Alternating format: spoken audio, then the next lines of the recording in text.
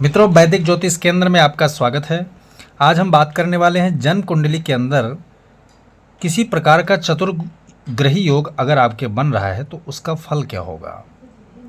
चतुर्ग्रही योग कुंडली में बनने पर क्या असर देता है, क्या उसका प्रभाव होता है, चार ग्रहों का आपस में क्या प्रभाव होगा, एक दूसरे में मित्र शत्रु राजयोग योग कुयोग दुर्योग क्या बना के बैठते हैं।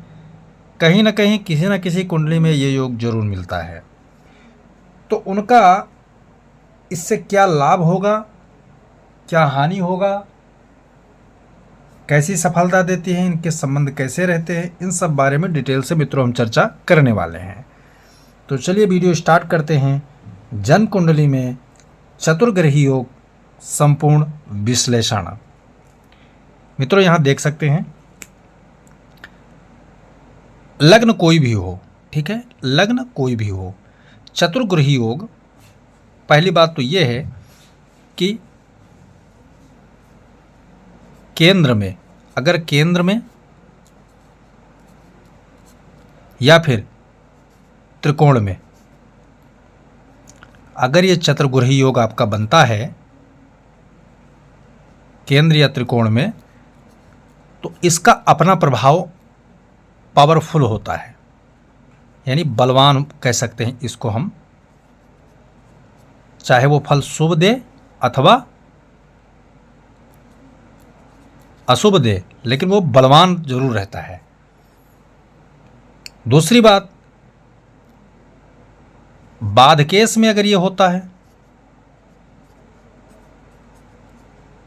बाधकेश में अगर चतुर्ग्रही योग बनता है, या फिर मार्केश में,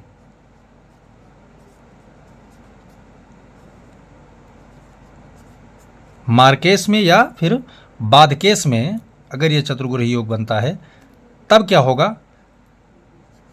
पीड़ा ही होगा, पीड़ा ही केवल देगा ये। लेकिन कहते कुंडली के सबसे खराब भाव जो होते हैं त्रिखड़ाए, छठा भाव, अष्टम भाव, द्वादश भाव, अगर इनमें ये योग बैठता है तो यहां पर क्या है,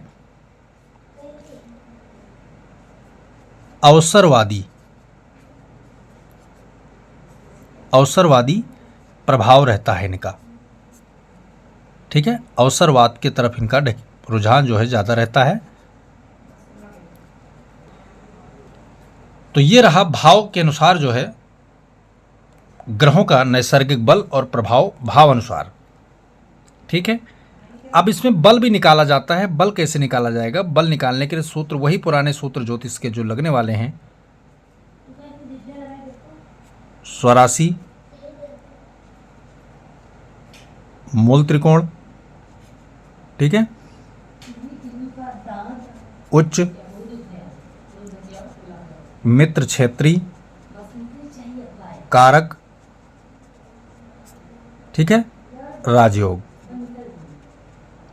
इतना जो सूत्र हमने बताया, 6 तरीका हमने जो बताया, इनका अपना महत्व होता है।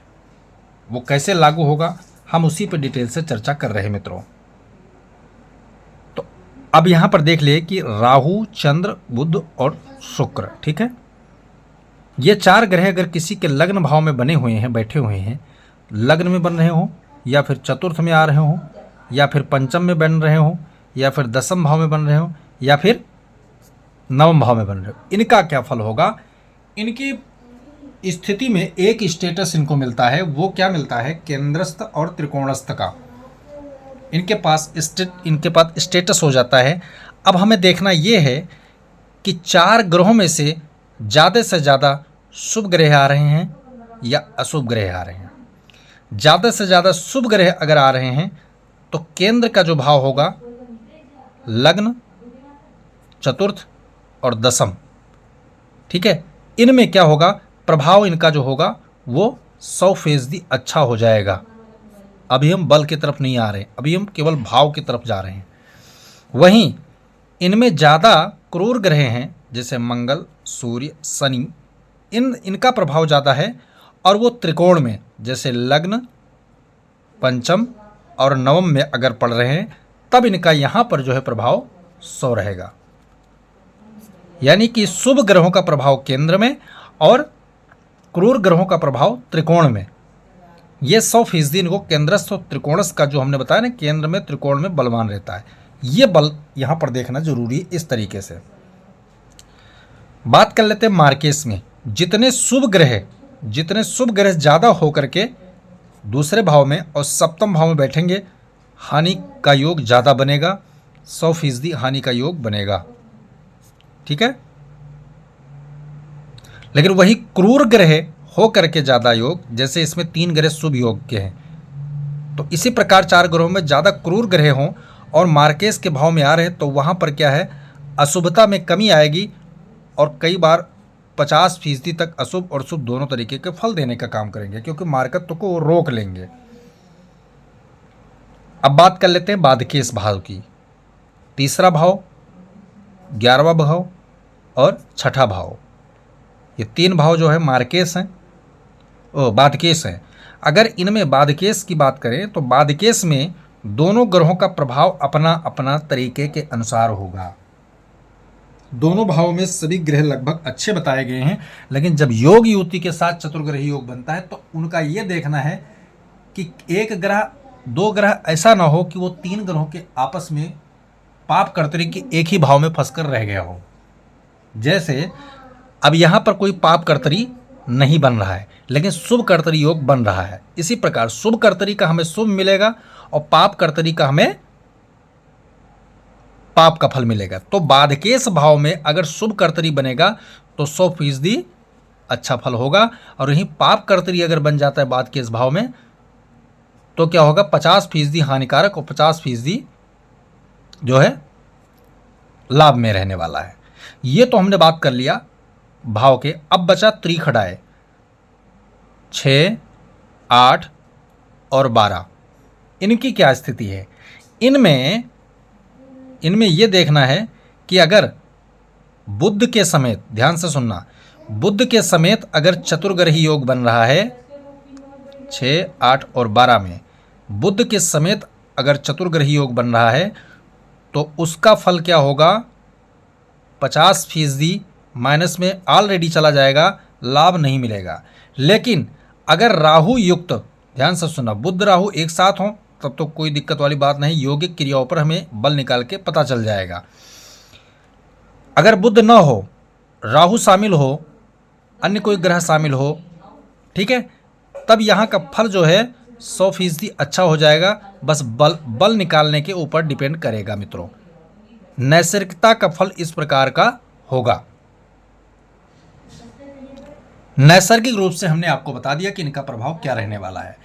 अब हम चूंकि लगन में बैठा हुआ है तो एक फल आपको निकाल के तरीका बता देते हैं। जैसे यहाँ पर हमने क्या किया, ज़्यादा शुभ ग्रह हैं, सूत्र सार आपको बता दिया था, ज़्यादा शुभ ग्रह हैं तो जाहिर सी बात है ये फेवर में जाएगा, अच्छा फल देने का काम करेगा। राहु के साथ युक्त है तो क्या होगा, तब भी 3 ग्रह ज़्यादा हैं, राहु यहाँ अकेला पड़ रहा है तो यहाँ पर ज़्यादा विशेष स्थिति या परिस्थितियाँ गंभीर नहीं होने वाली। दूसरा, यहाँ पर राशि विशेष की महत्व हमें बल जब निकालने पे जाएंगे, यानी नैसर्गिक रूप से जो फल आ रहा है वो अच्छा आ रहा है, पॉजिटिव आ रहा है कई दृष्टिकोण से।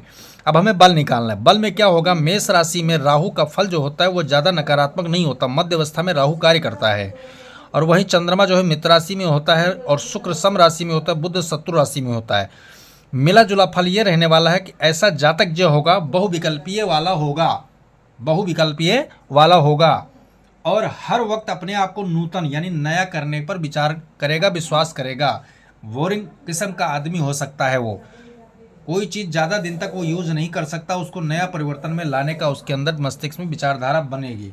धंधे की बात करें तो एक धंधे से उसका, अगर मैं कहूँ कि कोई व्यापार कर रहा है तो एक तरीके के व्यापार वो नहीं कर सकता, मिश्रित व्यापार करेगा। जैसे उदाहरण के तौर पे बात करूँ, सुपरमार्केट का धंधा ऐसे योग अगर करते हैं तो कहते हैं ऊंचाइयों को छूते चले जाएंगे मित्रों, क्योंकि यहाँ पर मस्तिष्क का